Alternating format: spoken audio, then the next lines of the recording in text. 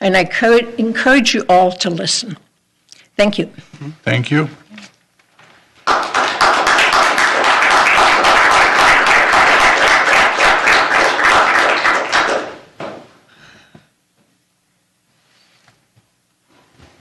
Our third speaker is DeeDee Armstrong.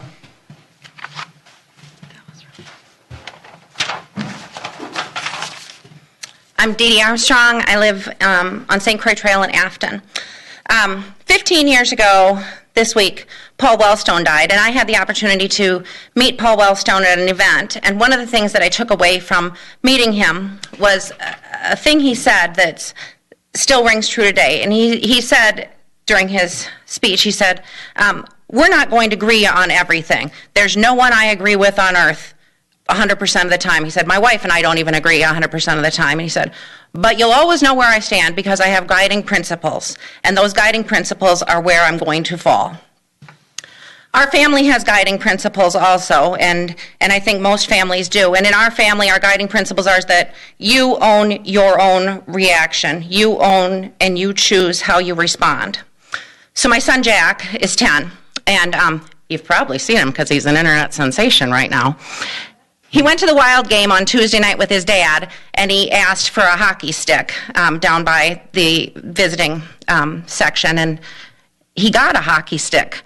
And there's a video of him, and he's pretty much gobsmacked because he got this hockey stick. And it's literally everywhere. It's on TV. It's crazy. It went crazy on social media. There were like 3 million views by morning.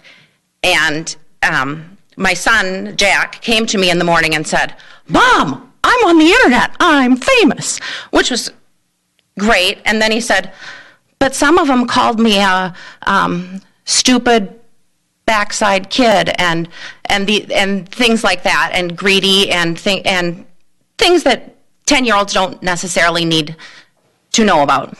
And what we said in our guiding principle way as parents, we said, you get to choose how you respond. And basically, you can choose to ignore the people who are saying really things that are not true. But then there were things that were said, we noticed as a family, that there were some who questioned his manners because in his gobsmacked moment, like that, he didn't say thank you for the stick. And there were plenty of Canuck fans who pointed out his lack of manners on that. And we agreed that was something that we should be polite and say thank you. So he posted a tweet and a video and thank you, and then that got posted, and then it was on TV and blah, blah, blah. We weren't paying attention to social media on a page for kids who don't belong at hockey games, that social media page, or a page that was for kids shouldn't get free stuff.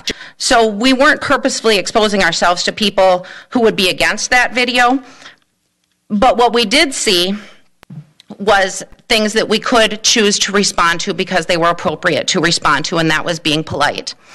And why do I say this? And I say this because the board says in its beginning of its opening every time that you guys want to have community engagement be part of your guiding principles.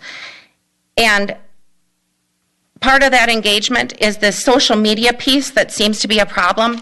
And there seem to be a number of members of the board who thrive on being fed feedback from a closed social media page. And rather than see that as a chance to respond appropriately, they're saying that it's a hate site and that they dig in their heels and are saying that they're going to be more resolute than ever in email correspondence, as they've said that, to opposing anything that's stated on that page. You have a consultant that's telling you about community engagement but says that you only need to answer the questions that you wanted to be asked rather than the questions that were asked. And then the other piece is that now all emails to any board member have to be responded to by only the board chair. So that's not really, it doesn't feel genuine as part of community engagement. It feels very disingenuine. And when the community actually, the public, comes face to face with its concerns, we kind of expect that our elected public representatives respect the people enough to at least not label us as a hate group or blow off our concerns. You choose how to respond. And we would I would like to be chosen as someone you can respond to in a face-to-face. The Superintendent Pontrelli and I, we don't agree on a ton of stuff, but she and I have dialogued about plenty of things that we found common ground on, and that I found her to be very responsive on those things that we can find the common ground on. And I think that there's plenty of common ground that we could, if we would just stick to the issues at hand and say, you know what, I'm not going to dig in my heels and just hate you or label you as a hate group. I'm going to respond to you because it's an appropriate thing and you're bringing a valid concern. Thank you.